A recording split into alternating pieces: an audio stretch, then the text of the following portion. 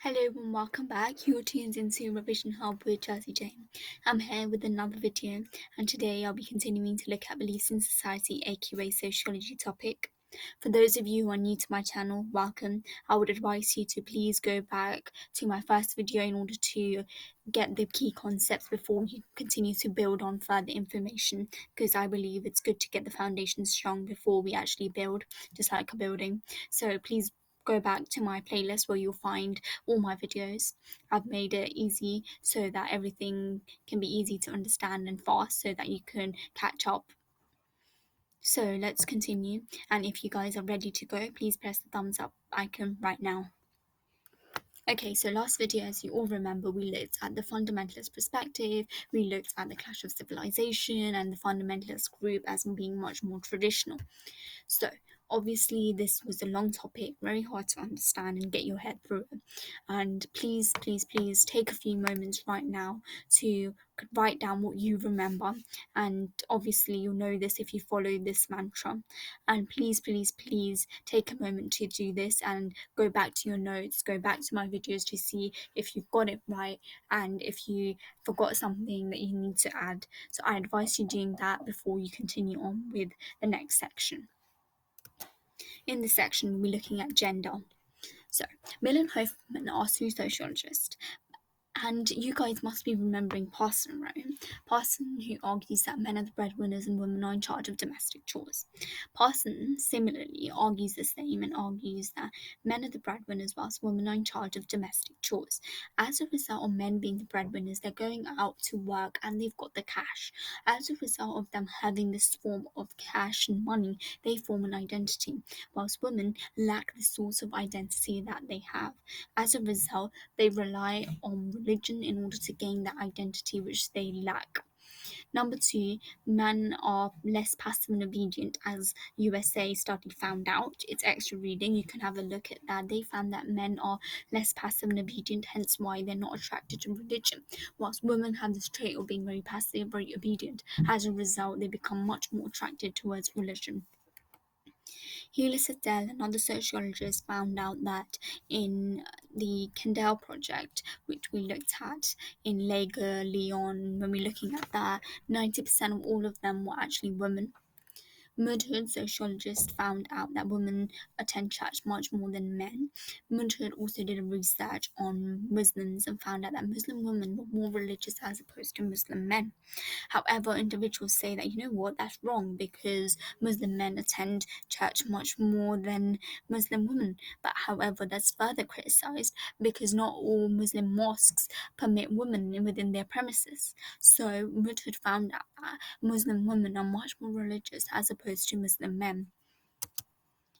Bruce looks at feminization, which I'm going to build on that hold on for a second. So we found that middle class women are attracted towards something known as the new age, whilst women who are of a working class background, they're attracted towards a more traditional form of religion. But still, both of them are attracted to a particular form of religious group. As a result of women being religious and going through this phase of being religious because they want that identity, because they're passive and obedient, it causes something known as feminization, which Bruce looks at. As a result, it shows that gender female has become much more religious within this religious groups that they have, and as a result of them becoming much more religious, religion is becoming much more feminist. So actually it criticizes the secularization view and argues that, you know what, things are not actually becoming secular, religion is not secular, but rather it's just become something known as feminized, which is female dominated, because females want all of these things and they're attracted to religion much more as opposed to men. Ethnicity. Mudhood and PSI did a research, and Mudhood found out that Pakistani, Bangladeshi, so technically the Muslim ethnic minority as well as the Indian ethnic minority, are much more religious as opposed to whites, because whites who were asked, very little of them actually had the guts, actually, could say, to say that, you know what, I belong to the Church of England. Very little people actually did that, so this was an interesting research to look at that. Cultural transition, we looked at this, Bruce's concept, and cultural transition found out that migrants, as a result of them all being together, they form this sort of identity through their ethnic minority, which gives them more meaning and purpose and helps them to deal with this transition easily. So they use religion in order to deal with this transition and make this migration much, much more easier. So we can see how religion is used whilst cultural transiting from one country to another country. Cultural defense, we looked at Bruce again, and cultural defense argues that religion helps to deal with forms of oppression. And it's this cultural defense that allows individuals to be religious because religion helps to deal with oppression. Pause and have a think about what methods or what case studies that help to deal with oppression. Pause and have a think. Okay, so you must have had a thought of this. You might be remembering that at a particular point in history, Africans were not allowed into white churches, obviously racism. And as a result of Africans not being allowed into white churches, they were treated really badly if they even went to a white church. They used religion in order, they used cultural defense, which allowed them to be much more religious, and then they used religion in order to help them to deal with this oppression. So it's technically the theodicy of depraved idea, which I'll be looking at in my future videos. Number two would be Islamophobia. So the murder of Muhammad was someone who caused people in the UK to feel a strong sense of Islamophobia. So as a result, this ethnic minority group used religion, so cultural defense in that terms, in order to deal with oppression. So we can see how ethnic minorities help them to be much more religious because it helps them to get identity, meaning, and deal with oppression that takes place. Next, we look at Finch's et al. Theory. So, Finch's et al. Theory looks at why people are religious. Why do you think people are religious? Have a guess. Okay, so people, as Finches argues, that people are religious because A, they are socialized into being religious through primary or even secondary socialization. Number two, people are religious because they want a sense of identity of who they are, who they belong, and as a result, this identity helps with things like the cultural defense and the cultural transition, as we looked at. Again, people are religious because they want to pass things on to the next generation. Finch's Adele supports this and argues that people are religious because it helps to deal with oppression, as we looked at in this section here. So this is what Finch's Adele argues why people are religious.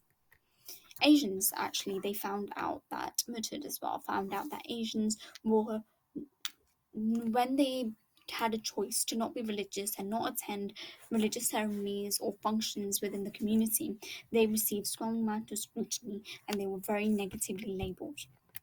Mudhood, however, found out again that second generation Muslims, they were less religious, they were much more open, they were given that freedom. If they did not attend any form of religious ceremony, they were not scrutinized, they were not labeled negatively. So clearly we can see the difference between two different ethnic minorities, the Asians as well as the Muslim, and how things are different and how they are more religious and less religious as times have changed. Postman had a theory. Postman's theory looked at accommodation. Accommodation where people accept things and change. So I remember this ACC, accommodation, accept and change. Adoption, which is the process in which they accept things. Okay, this is this, but they never change themselves because they don't feel the need to change themselves. Next concept is religious vigor, which is the process in which they just oppress everything. They say, no, that's not right, this is right, and this is it. So Postman found that within the modern day society that we're living in, it's more about adoption, more about religious vigor, as opposed to accommodation. This can be evident because Muslims still wear the hijab, still wear the burqa, and wear stuff like that, and so they accept everything else, but they just do not change their ways. They do not get assimilated in any way or form. So as a result, ethnicity, which gives you religion, really helps you to gain a sense of identity, not change because of other individuals, not assimilate. So as a result, we can see this through Postman's theory. So hopefully you've learned a lot about gender and ethnicity. So next video I'll be looking at complex perspective of churches, denominations, sex and cults, as well as finishing a little bit of age. It's not very age is not complex, but the second section is very complex. So please be concentrated for the next video because it's very challenging. Till then, revise, rest, test and repeat yourself the content not only in this video but all other videos that I have made, because this is the key to success. Follow me on Instagram, scan the name tag there, or on the search bar type revision hub underscore Jazzy J. You'll be able to find me there with my smiley icon on the side.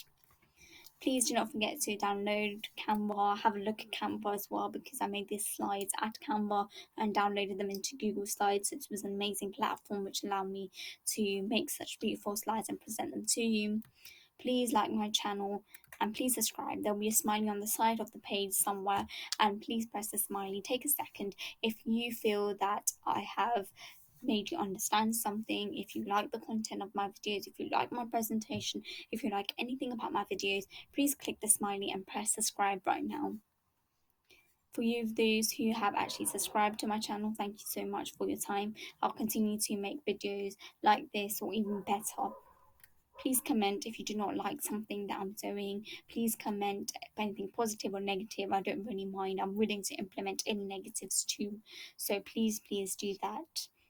And please press the bell icon to never miss my video. Thank you so much for tuning in into Revision Hub with Jazzy Jane.